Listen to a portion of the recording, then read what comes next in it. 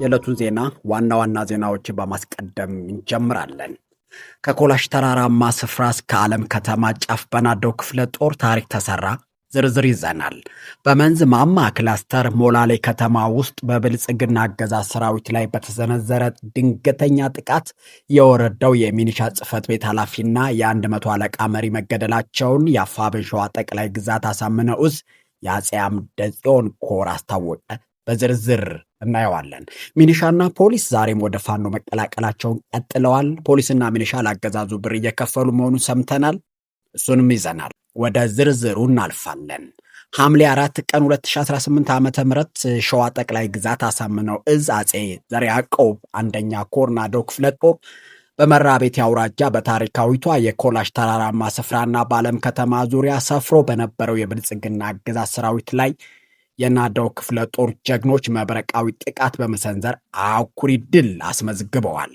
ዛሬ ከሌሊቱ 10 ሰዓት ጀምሮ በላይ ቤት ኮላሽ ተራራ ላይ የገባው የክፍለ ጦሩ ሻለቃ የጠላትን የቁም ምሽግ ሙሉ በሙሉ በመበተን አካባቢውን በቁጥጥር ስር በማድረግ በተጨማሪም በዞማ ዙሪያና ከዓለም ከተማ መውጫ በአኪያ መስክ ላይ የሰፈረውን የጠላት ኃይል ሌላኛዋ የክፍለ ጦሩ ሻለቆች በቅንጅት ተቆልፎ የተያዘ ሲሆን በተደረገው የጨበጣ ውጊያ ጠላት ክፉኛ ተመቷል። በዚህ አስደናቂ ውጊያ አንድ ሙሉ የአገዛዙን ታጣቂ የጫነ ኦራል ተሽከርካሪ ልዩ ስሙ ዘይታ በተባለ ቀበሌ በቦምብ ተመቶ ከነጫነው የሰው ኃይል ወደ አመድነት ተቀይረዋል።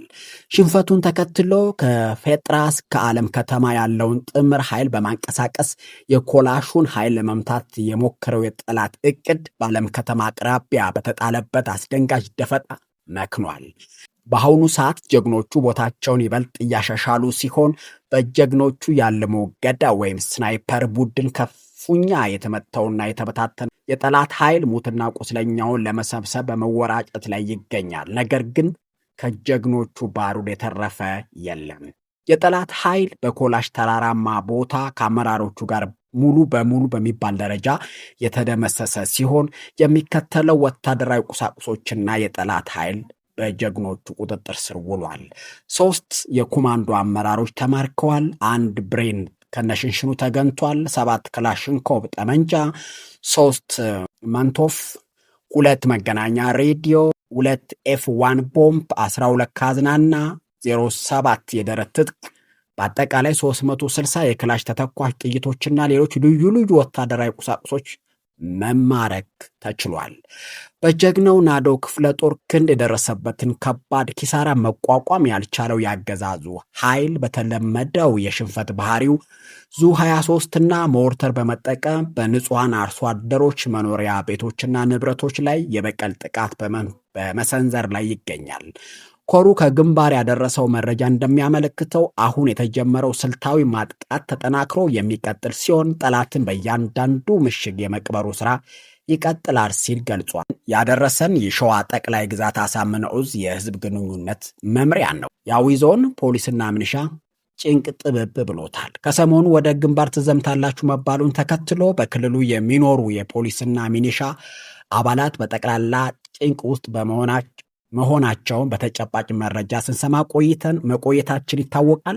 ይህንን ተከትሎ ከየሃዱ እየጠፋ እየተናደ ይገኛል። ለምሳሌ ያህል በአዊ ዞን ዛሬን ጨምሮ በዚህ 2-3 ቀናት ብቻ ከ57 በላይ አባላት ከነሙሉ ትጥቃቸው አሻፈረኝ ብለው አብዛኞቹ ፋኖን የተቀላቀሉ ሲሆን ቀሪዎቹ ወደ ቤተሰቦቻቸው በሰላም ተሸኝተዋል።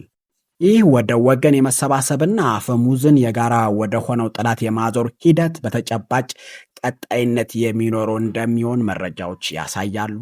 ዛሬ በደረሰን ተጨባጭ መረጃ መሰረት በአዊ ዞን የሚገኙና ወደ ግንባር እንዲዘምቱ ዕጣ የደረሳቸው የፖሊስና የሚኒሻ አባላት መዝመት አንፈልግ ማለታቸውን ተከትሎ አንዘምትም ካላችሁ ብር ክፈሉና ትቀራላችሁ ተብለው ከፍተኛ ገንዘብ እየከፈሉ ይገኛሉ። ብር የሌላቸው ፖሊስና ሚኒሻ ደግሞ ቤታቸውን በማሳያነት ተጠቅመው አጸዳይ ባንክ ብር እየተበደሩ እየከፈሉ መሆናቸው ተረጋግጧል። እንደ አብነት የአዊ ዞኑን አነሳን እንጂ ቴዎድሮስ ዕዝ 105ኛ ኮር በሚያስተዳድራቸው ሁሉም ቀጠናዎች ይህ የጠላት መጠቀሚያ የሆነ ኃይል እየፈራረሰ ይገኛል። መረጃውን ያደረሰን ቴዎድሮስ ዕዝ 105ኛ ኮር ነው። በመንዝ አውራጃ በሞላሌ ከተማ በተሰነዘረ ጥቃት የወረዳው የሚኒሻ ጽሕፈት ቤት ኃላፊና የመቶ መሪ መገደላቸው ተረጋግጧል። ሐምሌ 4 ቀን 2018 ዓ.ም በመንዝ ማማ ክላስተር ሞላሌ ከተማ ውስጥ በብልጽግና አገዛዝ ሰራዊት ላይ በተሰነዘረ ድንገተኛ ጥቃት የወረዳው የሚኒሻ ጽሕፈት ቤት ኃላፊና የ100 መሪ መገደላቸውን የአፋብን ሸዋ ጠቅላይ ግዛት አሳምነው ዕዝ የአፄ አምደ ጽዮን ኮር አስታወቀ። የኮሩ ሚዲያና ኮሚኒኬሽን ክፍል ባወጣው መረጃ መሰረት ዛሬ ሐምሌ 4 ቀን 2018 ዓ.ም ሌሊት የአፄ ሚኒሊክ ክፍለ ጦር ቃኞች ወደ ሞላሌ ከተማ ሰርገው በመግባት በወሰዱት የማያዳግም እርምጃ የሚኒሻ መቶ መሪ የሆነው ኃይሉ ከፈለውን እስከ ወዲያኛው ሸኝተውታል። በዚህ ጥቃት በሌሎች ያገዛዙ ሰራዊት ላይም ከፍተኛ ጉዳት መድረሱ ተገልጿል።